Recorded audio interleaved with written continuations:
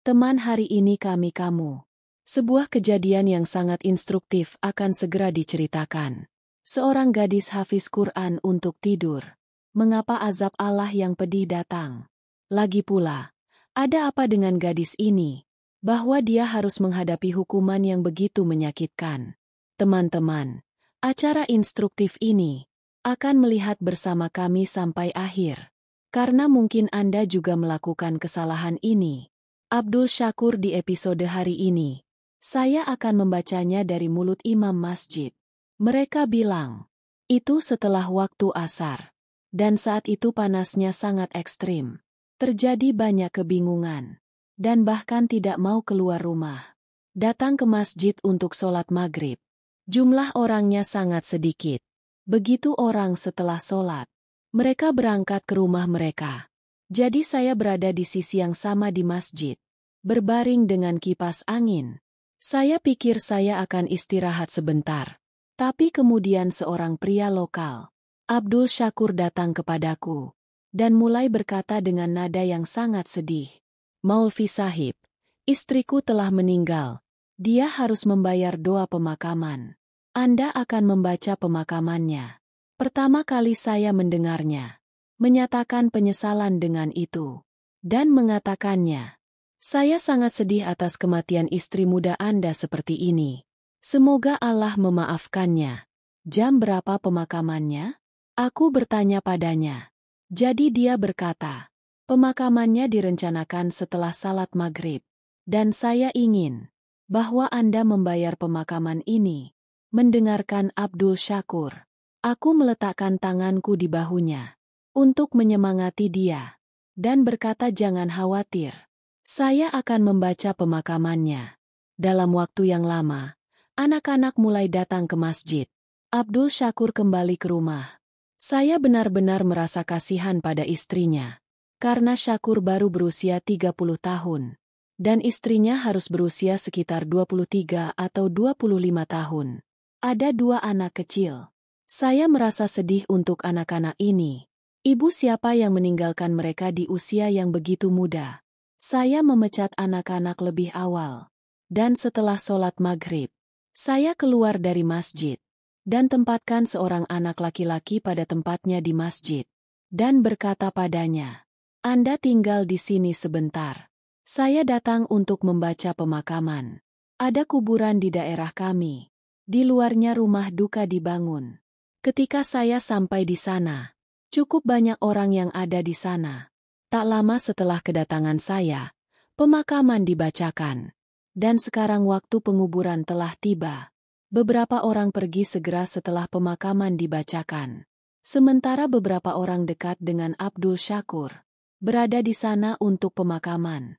Karena saya sangat sedih untuk Abdul Syakur sendiri. Khawatir. Oleh karena itu, demi menyemangati dia, tetaplah bersamanya. Kuburannya sudah digali. Dan pada saat itu almarhum sedang diturunkan ke dalam kubur. Tapi begitu orang mati dikubur, jadi sepertinya sekaligus. Seolah-olah kuburan itu sempit. Dan suara-suara aneh datang dari kubur. Dan ular di dalam kubur. Dan kalajengking muncul dalam jumlah besar. Agak aneh pada artis siapa. Saya merasa takut. Dan ular dan kalajengking itu akan menggigit orang mati. Mulailah menggigit. Mendengar pemandangan ini dan suara-suara ini, orang-orang di sana ketakutan. Beberapa dari mereka meminta pengampunan. Lari dari sana. Sementara Abdul Syakur dengan tatapan khawatir. Pernah melihat almarhum. Pernah melihat kuburan. Dia sendiri sangat sedih saat itu.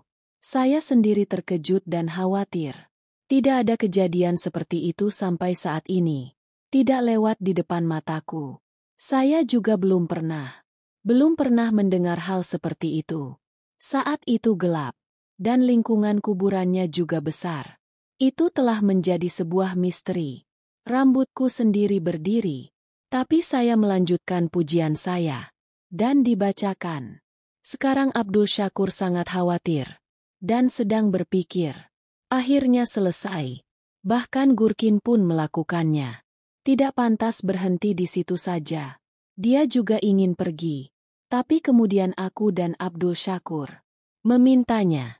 Mereka akan menggali kuburan lain, agar almarhum bisa dimakamkan di sana. Jadi semuanya pergi. Di sana sekarang hanya Abdul Syakur. Dan Gorkan ada di sana. Lalu Gorkan takut. Awalnya dia melarang. Tapi dia setuju untuk mensosialisasikan sumpah kami. Dan dia mulai menggali kuburan lain. Setelah menggali kuburan ini, dia meminta kami untuk membawa mayatnya ke sana. Dan dia sendiri berdiri di samping. Saya dan Abdul Syakur membawa almarhum. Tiba di kuburan kedua. Dan mulai membawanya ke kubur. Tapi itu benar. Lakukan di kuburan ini sekaligus dalam jumlah yang banyak. Ular dan kalajengking muncul. Dan suara tangisan mulai terdengar dari dalam kubur. Sementara Gorah melihat adegan ini. Jadi dia juga meninggalkan kuburan dengan ketakutan. Saat itu hanya ada saya dan Abdul Syakur di kuburan. Abdul Syakur meneteskan air mata. Ada ketakutan di wajah. Dan saat bibirnya terpotong.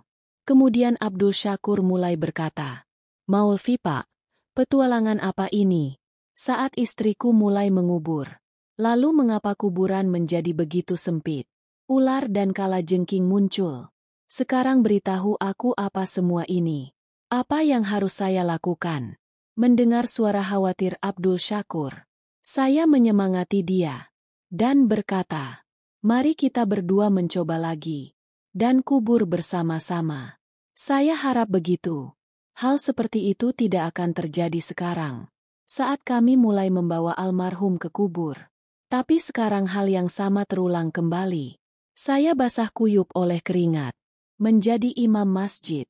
Saya punya gambaran bagus tentang murka Tuhan. Dan saya tahu, sesungguhnya ini adalah tanda murka dari Allah. Tentu saja, wanita ini terlibat dalam pekerjaan seperti itu. Karena itu, di atas itu atau hukuman berat akan datang. Meskipun mereka sudah mati, tidak mencapai tujuan aslinya. Kuburannya tidak menerimanya. Dan aku bertanya pada Syakur, bahwa istrimu biasa melakukan itu. Pernahkah dia melakukan hal seperti itu? Sungguh dosa. Karena itulah hukuman ini menimpanya. Melihat tatapan bingungku, Abdul Syakur mulai menangis. Dan berkata, "Maulvi Sahib, istriku dalam hidupnya melakukan hal salah yang sama. Dan mungkin hukumannya sama." Aksen Abdul Syakur hilang. Dan saat itu penuh dengan kesedihan. Kataku menyemangati dia. Miliki keberanian. Dan beritahu aku. Akhirnya, ada apa? Kita harus menguburkan orang mati. Dan sampai Anda mengatakan yang sebenarnya, ini tidak akan berhasil. Bagaimanapun, semua orang sudah pergi dari sini. Kegelapan telah meningkat. Dan waktu makan malam hampir tiba. Katakan padaku yang sebenarnya. Agar kita bisa menguburkan orang mati. Bisa berangkat dari sini. Abdul Syakur juga memahami betapa rumitnya situasi ini. Dan kemudian dia mulai berkata, "Tuan Maulvi, itu terjadi 6 tahun yang lalu hari ini. Ketika saya dan istri saya tinggal di daerah lain. Kami sangat senang. Pernikahanku baru 3 tahun. Dan saya hanya punya 1 anak laki-laki di rumah. Saya dulu melakukan pekerjaan dengan baik. Uang yang akan saya dapatkan dari sana. Dalam hal ini kami berdua adalah suami dan istri. Dan bayi kami bersenang-senang. Tapi istri saya sangat menyukai pencari suaka. Senang memakai baju baru. Dan setiap kali dia melihat wanita orang lain, bahwa dia mengenakan pakaian dan perhiasan yang bagus, sangat cemburu di hatinya. Dan penyesalan mulai muncul. Dan dia juga sering memberitahuku, "Abdul Syakur, dengan pekerjaanmu, lakukan sesuatu yang lain. Lakukan bisnis lainnya. Apa yang kosong dalam pekerjaan ini? Berapa lama kita akan hidup seperti ini? Sampai kapan kita akan terus dipermalukan? Kami juga menenangkan hidup kami. Ingin menghabiskan waktu dengan penuh gaya.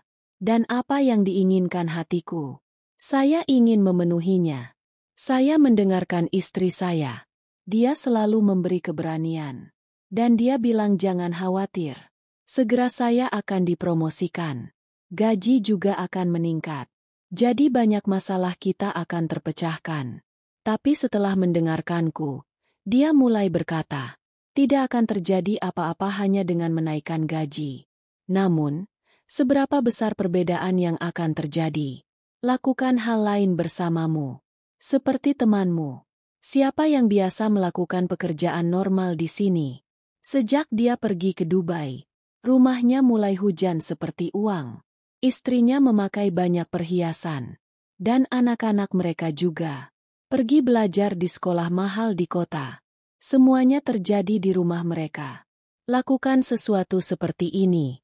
Istri saya akan berkata kepada saya dengan cara yang menggoda. Jadi saya bosan dengan hal-hal ini setiap hari.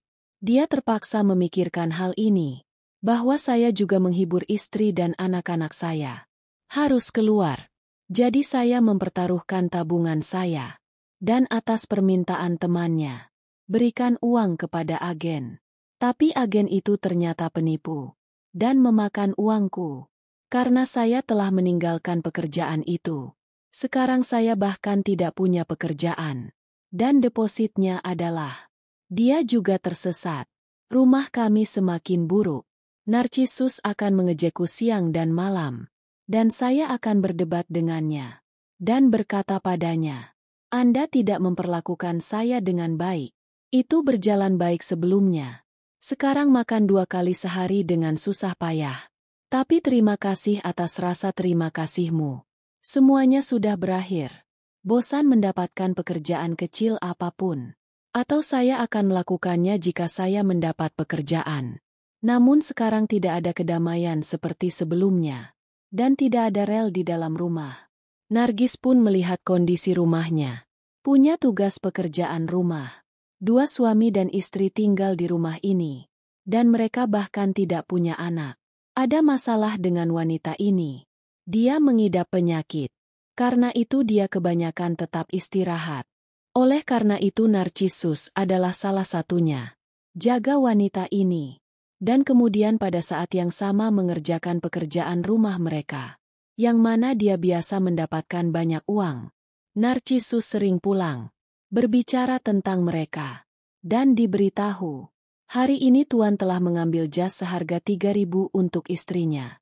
Dan terkadang datang dan katakan. Hari ini Tuan untuk istrinya. Cincin emas adalah hadiah. Saya terkejut mendengar kata-katanya. Karena di sana wanita itu sedang sakit. Dan pekerjaan Tuan bagus. Dia sedang melakukan bisnisnya. Sementara Nargis berkata, setiap kali saya melihat majikan saya, jadi penyesalan muncul di hati. Wanita ini memenuhi kedua tangannya. Gelang emas sudah dipakai. Dan selain rantai leher di bagian atas telinga. Dan 2 atau 3 cincin di tangan itu normal. Semuanya emas. Dan lihat aku. Aku bahkan tidak mengalami ruam. Narcissus sering mengatakan semua ini dengan rasa cemburu. Dan tidak berterima kasih. Dan saya akan memandangnya dengan kasihan. Hari-hari kami berlalu begitu saja. Tapi apa hal pertama? Tidak ada lagi. Sesuatu antara aku dan Nargis. Ada celah. Kami berdua dari satu sama lain. Sedikit meregang. Karena setelah mengubah situasi, Narcissus dinyatakan bersalah atas hal ini. Dan Narcissus, aku baru punya beberapa hari. Ketika suatu hari Narcissus, Begium meninggal. Berita kematiannya kepadaku.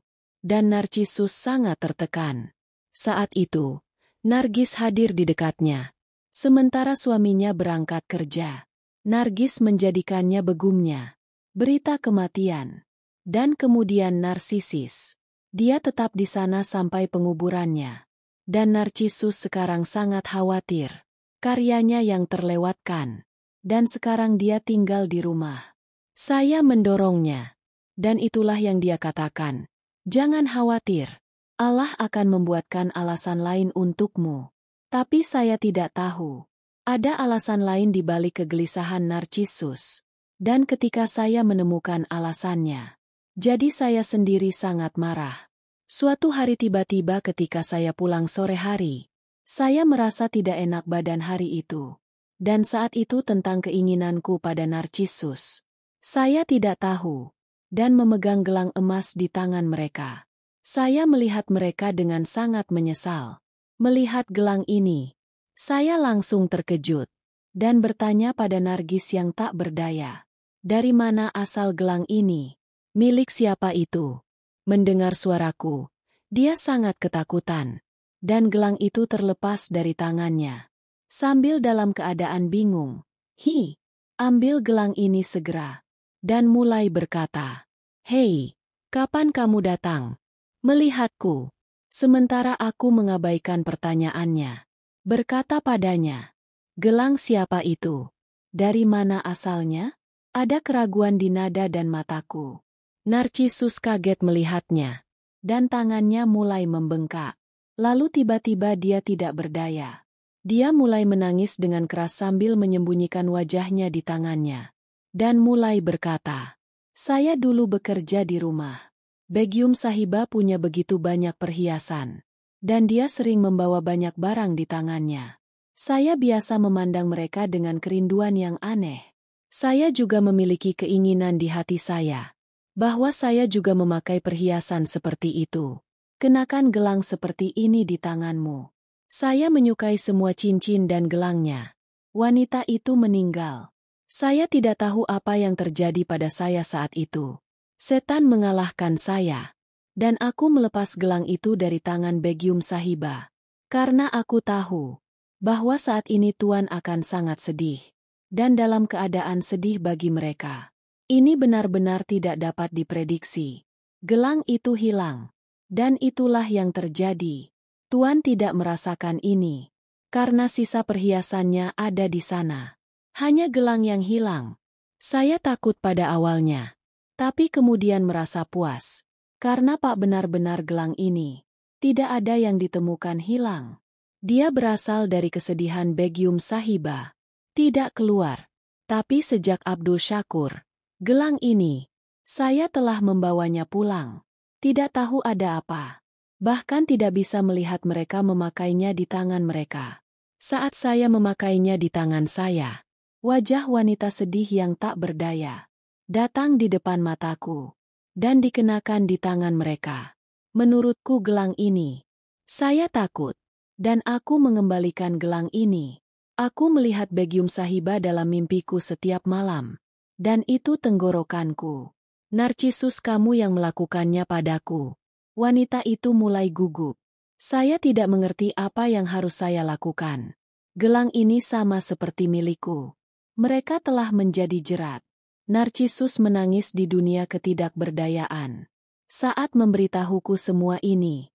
Jadi saya terus menontonnya. Saya tidak percaya bahwa istriku akan bertindak salah. Dan kemudian dia bahkan tidak mau memberitahuku. Apa yang akan saya tegur dia? Apa yang akan dia lawan?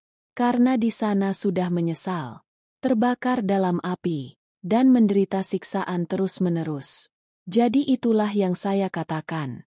Jika Anda menyesal, dan Anda ingin bahwa penyesalan dari hatimu ini akan berakhir. Jadi ini lebih baik, bahwa kamu pergi ke rumah Begum Sahiba, dan beritahu Tuan tentang keseluruhan situasinya. Pasti mereka akan memaafkanmu. Aku meletakkan tanganku di bahu Nargis. Dia menjelaskan dengan penuh semangat. Tapi dia langsung takut. Dan mulai berkata tidak. Abdul Syakur, aku tidak bisa melakukannya. Karena jika saya melakukannya, jadi Tuan akan mengirim saya ke penjara.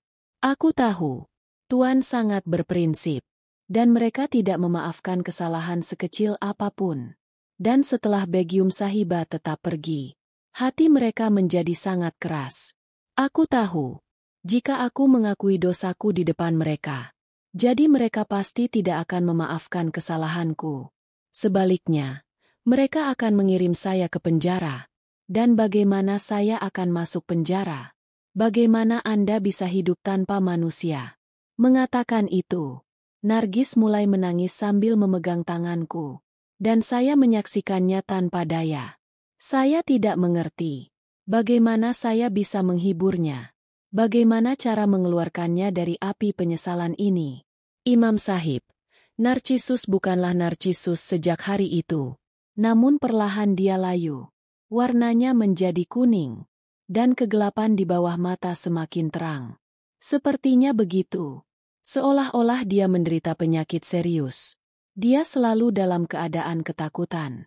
Dan terkadang saya melihat mimpi seperti itu. Seperti melihat sesuatu. Dan dia takut. Narcissus yang sangat ingin menjadi sunor. Dia biasa memakai gelang penuh di tangannya. Sekarang mendengar nama gelang itu, yang ekstrim sangat ketakutan. Dia tidak pernah lagi memakai gelang itu. Tidak diambil. Sebaliknya, dia bahkan tidak menyebutkan nama mereka. Dalam situasi ini, seorang anak perempuan lahir di rumah kami.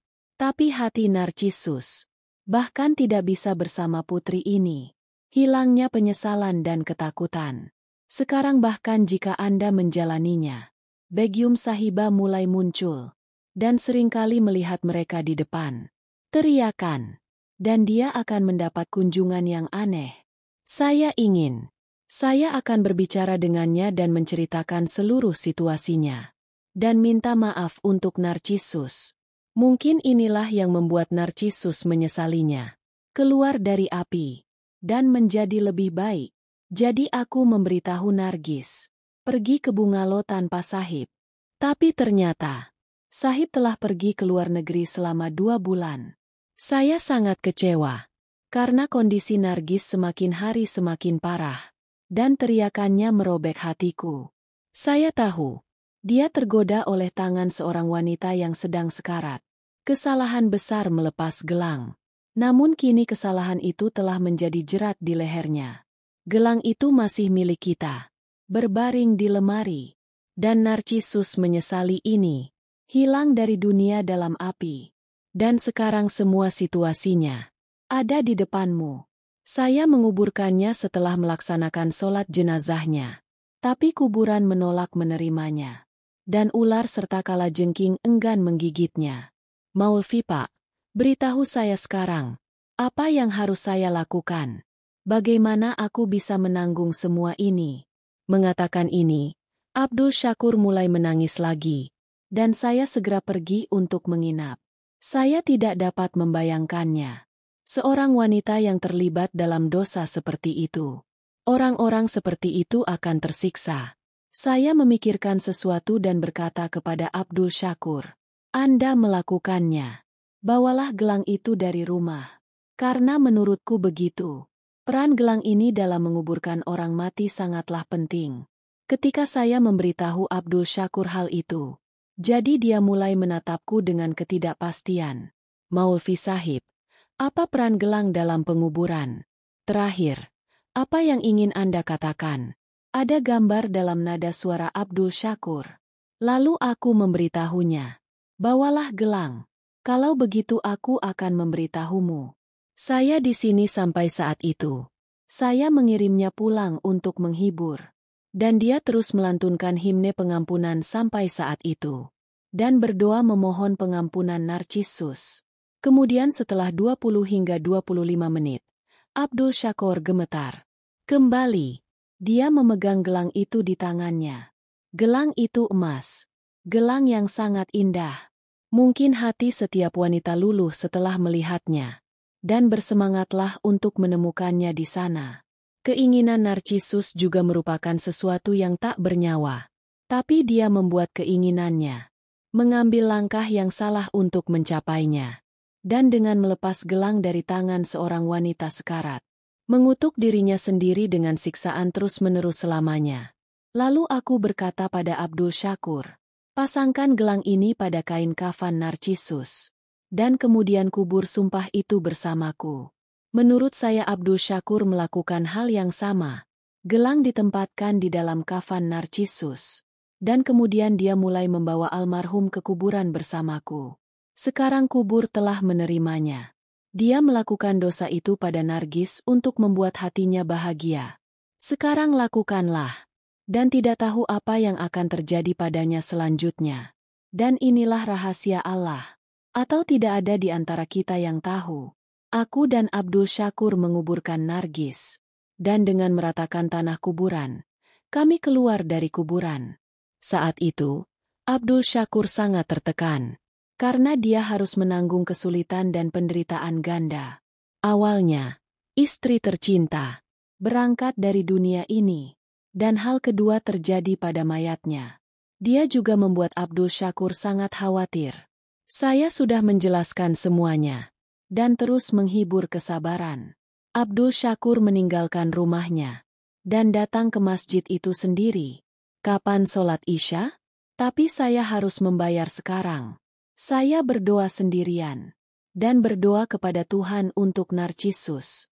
Karena aku tahu, Narcissus telah melakukan dosa seperti itu. Hukuman yang mungkin harus dia derita sampai hari kiamat. Teman-teman, jika kalian sudah belajar dari video ini, jadi pertama-tama bagikan dengan teman keluarga dan kerabat Anda, karena mereka juga mendapat pelajaran. Dan dengan berlangganan saluran tersebut, tulis Allahu Akbar di kotak komentar. Terima kasih.